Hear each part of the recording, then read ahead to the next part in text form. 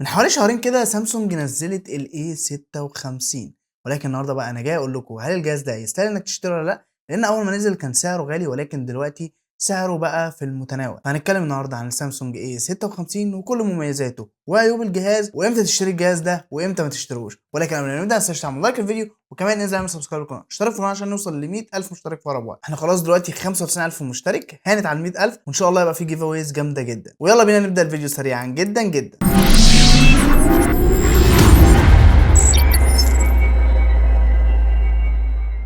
بسم الله الرحمن الرحيم. قبل ما نبتدي نتكلم في اي حاجه ما تنسوش تدعوا لاخواتنا ربنا ينصرهم على عدوهم، امين يا رب، وان شاء الله النصر قريب. مبدئيا كده الجهاز ده سامسونج اعلنت عنه يوم 2 مارس واطلقته يوم 10 مارس. هو في مصر كان موجود قليل جدا في الشهور اللي فاتت، ولسه بادئ ينزل المحلات وينزل السوق قريب جدا.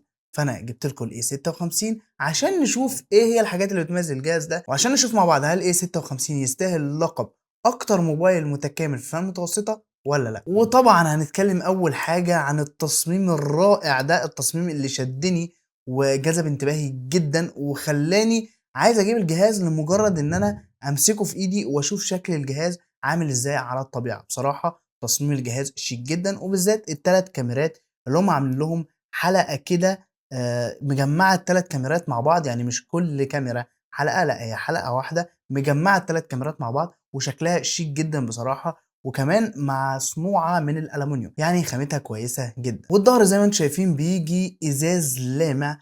وطبعا أحلى حاجة في الفئة المتوسطة دلوقتي من سامسونج إنها بقت تنزل الجهاز من الإزاز، مش زي زمان كانوا بينزلوا الأجهزة من البلاستيك. وطبعا انتوا فاكرين ال 6 ال 52 اس والحاجات دي، كانت الأجهزة دي كلها من البلاستيك. واللي بيميز الجهاز أكتر الفريم اللي بيجي من الألمونيوم. الفريم هنا معدن مش بلاستيك. فريم جامد جدا وشكله ممتاز، شكله حلو قوي. وحته ان هو خلوه مسطح كده شكله قريب من الايفونات. زي ما انتم عارفين ان معظم الشركات دلوقتي بتتجه ان هي تخلي الموبايل حاد زي الايفونات، ولكن من احلى الشركات اللي عملت التصميم ده بعد ابل، انا من وجهة نظري سامسونج عاملاه بشكل حلو قوي قوي. والجهاز ده بيجي مقاوم للمياه والغبار بمعيار اي بي 67. طبعا هو قليل شويه مقارنه بالمنافسين، لان معظم المنافسين دلوقتي اي بي 68 و67 والكلام ده كله. ولكن ده شيء ممتاز جدا، لان انا برضه انا مش محتاج موبايل انزل اعوم بيه، انا بس مجرد ان هو يبقى ايه، مقاوم للطرطشه والرذاذ والحاجات دي. الجهاز هنا كمان مسكته في الايد حلوه قوي ومريحه جدا، مش حاسس ان هو بيضايقني. وزن الجهاز 198 جرام، يعني بتتكلم في حوالي 200 جرام. وزنه متوسط، وزنه مش خفيف قوي، وزنه مش قليل. الجهاز اللي بيميزه كمان ان هو بيدعم الاي سيم، وبيدعم تركب شريحتين فيزيكال. يعني تقدر تستخدم شريحتين على الجهاز ده، اذا كانت شريحه فيزيكال وشريحه اي سيم، او حتى شريحتين فيزيكال. حتى تصميم الشاشه شيك قوي والحواف قليله جدا. يعني خلي بالك في الفيديوهات ممكن تحس ان الحواف كبيره شويه، ولكن على ارض الواقع وانا ماسك الجهاز في ايدي الحواف فعلا قليله قوي وشكلها شيك جدا. والشاشه كمان بتيجي بطبقه حمايه من نوع جوريلا جلاس فيكتوس بلس. يعني الشاشه والظهر جايين من نوع ازاز قوي هيستحمل الصدمات بشكل كبير. ولكن طبعا محدش يرمي الجهاز، يعني محدش حافظ على الجهاز، محدش يسيب الجهاز يقع منه كتير. وبالنسبه للتصميم بصراحه لو هنقيم التصميم فانا هدي التصميم هنا بالنسبه لفئه متوسطه هديله 10 من 10. يعني ممكن اديله 9.5 من 10 عشان مثلا الحافه اللي هي السفليه في الشاشه كبيره شويه، حاجه بسيطه برضه، هي مش كبيره قوي ولكن كبيره حاجه بسيطه. غير كده الجهاز بالنسبه لي بيرفكت، تصميمه شيك جدا، شاشه شكلها حلو قوي، الفريم ممتاز، كمان مسكته حلوه قوي ومريحه. الجهاز بريميوم، خاماته بريميوم، فانا بصراحه بالنسبه لي 9.5 من 10 يعني حلو قوي. ولما نتكلم بقى عن مواصفات الشاشه نفسها، فالجهاز هنا بيجي بشاشه سوبر اموليد، وكمان بتوصل ل 1900 نتس. نسبه سطوع الشاشه هنا عاليه جدا. فكره ان هو يوصل ل 1900 نتس فده شيء مبهر. وفي اشعه الشمس المباشره او مشاهده المحتوى الاتش دي ار هتبقى مش شايل هم اي حاجه، لان الشاشه هتبقى مدياك نسبه سطوع عاليه وممتازه. طبعا في موبايلات اعلى من كده، ولكن انا بالنسبه لي اصلا ده بيرفكت جدا. انا ال 16 برو ماكس الجهاز الشخصي بتاعي 2000 نتس، فانا مش محتاج اكتر من كده. وطبعا الشاشه 120 هرتز، الشاشه سريعه جدا وسلسه جدا، وبتدعم محتوى ال HDR 10 بلس. حجم الشاشه 6.7 من 10 انش، حجم ممتاز، حجم كبير. يعني انت ماسك جهاز كبير، شاشه كبيره مش شاشه صغيره، لا هتستمتع بمشاهده المحتوى على الشاشه دي جدا بسبب الوانها الساتوريتد، الالوان المشبعه بشكل حلو قوي. الشاشه الجميله من سامسونج، زي ما انتم عارفين شاشات سامسونج لا تقارن باي شاشه تانية. وكثافه البكسلات هنا 385 بكسل لكل انش. في حد هيقول لي هي قليله شويه، هي قليله ولكن هي مش مدياني اي مشكله، يعني مش مواجهاني معاها اي مشكله، لان الشاشه شارب جدا، مفيش اي مشكله من ناحيه الحديه بتاعه الشاشه.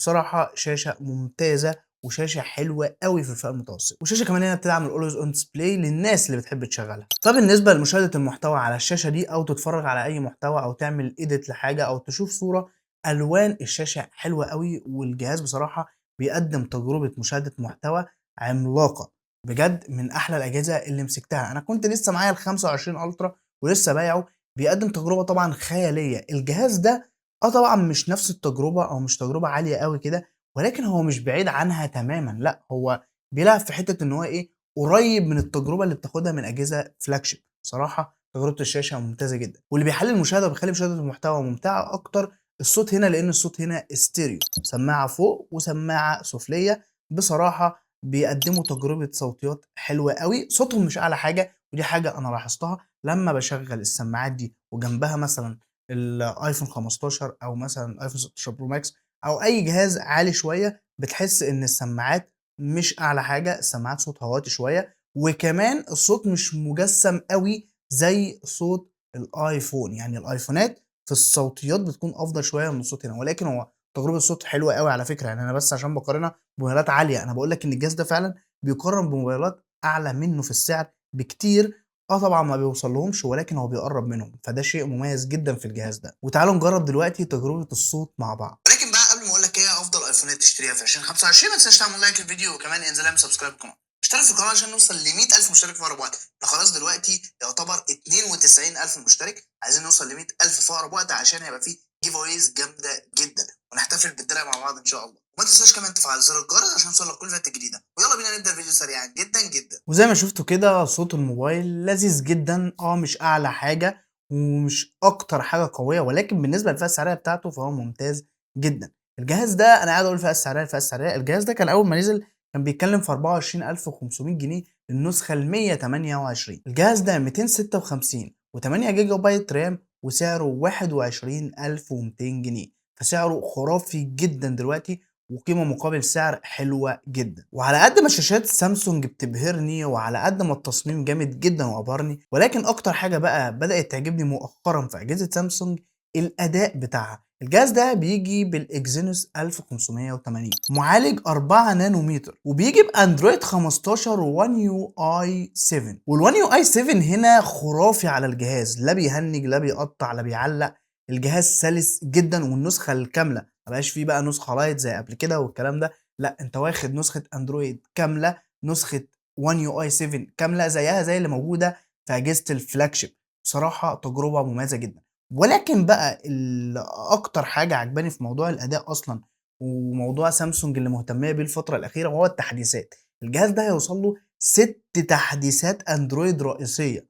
يعني الجهاز ده هيقعد معاك تحديثات رئيسيه اندرويد 6 سنين، وطبعا هيوصل له تحديثات امنيه حوالي 7 سنين. فانت بتتكلم في جهاز هتروح تشتريه النهارده 21,000، وهيقعد معاك 5 6 7 سنين، فده قيمه مقابل سعر خرافيه. والجهاز اصلا بيقدم تجربه حلوه جدا، الاستخدام بتاعه سلس، الجهاز سريع مش بيهنج، المعالج بيقدم لك تجربه حلوه قوي في الالعاب. يعني لو انت حتى عايز تلعب على الجهاز هيقدم لك تجربه مميزه جدا في الالعاب.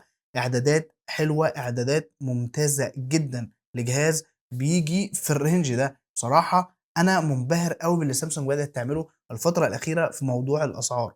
الاسعار بقت حلوه، والاجهزه بتنزل بكواليتي، يعني خامات حلوه قوي، تصميم حلو قوي، شاشه ممتازه، وحتى كمان الاداء عالمي. فبصراحه انا مش شايف احلى من كده حتى الان، والجهاز بصراحه شدني وابهرني جدا. والجهاز ده بيجي كمان بمساحات متعدده من اول 128 لحد 256، هما بيجي بمساحتين بس، ولكن بيجي برامه 6 ورامه 8 ورامه 12. انا النسخه اللي معايا 256 الرامه 8 جيجا بايت رام. ونوع الذاكره في الجهاز ده يو اف اس 3.1، ودي سريعه جدا وحلوة أوي إن هي محطوطة في الجهاز ده. ومؤخرًا برضه سامسونج بدأت تهتم بموضوع التصوير في الأجهزة المتوسطة، فهل الجهاز ده بيقدم تجربة تصوير حلوة ومميزة والّا تجربة تصوير عادية؟ الجهاز هنا بييجي ب3 كاميرات، كاميرا أساسية، كاميرا ألترا وايد، كاميرا ماكرو. أنا الماكرو ما باستخدموش وما باحبهاش، يعني مش من الحاجة المحببة إلى قلبي. ممكن أستخدمها في جهاز فلاج شيب بتكون لذيذة شوية، ولكن في الأجهزة الفئة المتوسطة هي مش أفضل حاجة. ولكن الجهاز هنا بيقدم تجربة تصوير حلوة مقارنة إن الكاميرا برضه مش أفضل حاجة. ولكن الكاميرا الأساسية هنا 50 ميجا بكسل، كاميرا تحفة فنية. الكاميرا دي من أحلى الكاميرات اللي أنا صورت بيها في حياتي، مش هاقول لك بقى في الفئة المتوسطة، لأ في حياتي. يعني مثلًا الكاميرا دي أنا عادي جدًا أقارنها بموبايلات أعلى منها في السعر الضعف. يعني الجهاز ب21.000 جنيه، ولكن ممكن أقارنها مثلًا بأيفون 13 برو ماكس أو أيفون 14 برو ماكس بكاميرا أساسية، يعني باتكلم على الكاميرا الأساسية بس. كاميرا حلوة أوي، كاميرا تحفة بصراحة. أنا مبسوط أوي باللي سامسونج عملته في الكاميرا الأساسية، وكمان أسلوب المعالجة بقى أفضل كتير. لوك وتون البشرة بقى أفضل من قبل كده بشكل واضح. بصراحة الكاميرا الأساسية بتقدم تجربة خيالية، حتى الكاميرا الألترا وايد بتقدم تجربة حلوة، تجربة متوسطة، مش أفضل حاجة ومش وحشة، لأ تجربة في المتوسط. يعني هتستخدم الكاميرا عادي جدًا، مش هيواجهك معاها أي مشكلة. وكمان بتقدر تصور هنا بورتريه 2x، بيبقى معمول كروب من الكاميرا الأساسية اللي هي ال50 ميجا بكسل، وبتقدم لك تجربة لطيفة أوي، تجربة حلوة. أنا اتبسطت بيها بصراحة. والجامد بقى إن الجهاز ده بيصور فيديو حلو جدًا، وتجربة الفيديو حلوة أوي. 4K 30 فريم في الثانية من موبايل فئة متوسطة، ومش مجرد أرقام. يعني مش 4K 30 فريم في الثانية وممكن تبقى مثلًا الصورة مش أفضل حاجة، لأ بيقدم لك quality حلوة أوي، الصورة ألوانها حلوة، يعني الفيديو ألوانه حلوة أوي، بيقدم تجربة فعلًا مستقرة في تصوير الفيديو. والكاميرا الأمامية هنا 12 ميجا بكسل، والتجربة بتاعتها لذيذة جدًا، واتحسنت بشكل كبير، وبقت تقدم لي تجربة مميزة وتجربة حلوة من ناحية التون بتاعة البشرة. إن تون البشرة ما بقتش بهتانة، لأ بقت فعلًا شكلها حلو. تصور الصورة تبقى حابب الصورة، ما فيش أي مشكلة من ناحيتها. وبرضه الكاميرا الأمامية بتصور 4K 30 فريم في الثانية. يعني الجهاز ده بكل بساطة تقدر تعمل بيه محتوى، وتعمل بيه فلوجات، وتصور بيه فيديوهات حلوة أوي، وذكريات هتبقى ممتازة بالصور اللي بتطلعها الكاميرات دي. وقبل ما ننتقل لآخر حاجة وهي البطارية، خليني أقول لك إن الجهاز هنا بيجي ببصمة تحت الشاشة أوبتيكال، بصمة سريعة، بصمة حلوة، بصمة عجبتني جدًا. ساعات قليل أوي لمّا بتعلّق، ولكن هي بصمة سريعة، ويمكن كمان بتعلّق عشان السكرينة، لإن أنا حاطط سكرينة إزاز على الشاشة، وممكن تكون مقصّرة، حاجات بسيطة، ولكن هي تجربتها حلوة جدًا، وبصراحة مميزة واتحسّنت عن قبل كده كتير. لإن إحنا كنا بنواجه مشكلة مع البصمات اللي موجودة في الفئة المتوسطة من سامسونج، ولكن دي اتحسّنت كتير. لسه بطيئة سيكا يعني بسيطة أوي، ولكن هي بقت أحسن من قبل كده كتير. وآخر حاجة بقى وهي البطارية. البطارية هنا بتيجي 5000 ملي أمبير، وبتشحن لحد 45 واط، وده شيء جامد جدًا إن الجهاز بيشحن بسرعات عالية. وكمان البطارية 5000 هتبقى حلوة أوي معاك، وهي فعلًا بتكمّل اليوم مستريح، والبطارية مميزة أوي في الA56. الجهاز هنا أنت ممكن تشحنه من 0 ل65% في نُص ساعة بس، وبتشحنه من 0 ل100% في حوالي ساعة و8 دقايق. فبصراحة الجهاز كمُجمل جامد أوي، وده أكتر جهاز أنا بارشّحه. يعني أنتم عارفين إن أنا باحب الأيفونات القديمة أو المستعملة بشكل كبير، وبارشّح لناس كتير أيفونات مستعملة. ولكن بعد نزول الجهاز ده، أي حد هيعوز يشتري موبايل تحت ال30,000 جنيه مش هارشّح له أيفون تمامًا، هارشّح له الA56.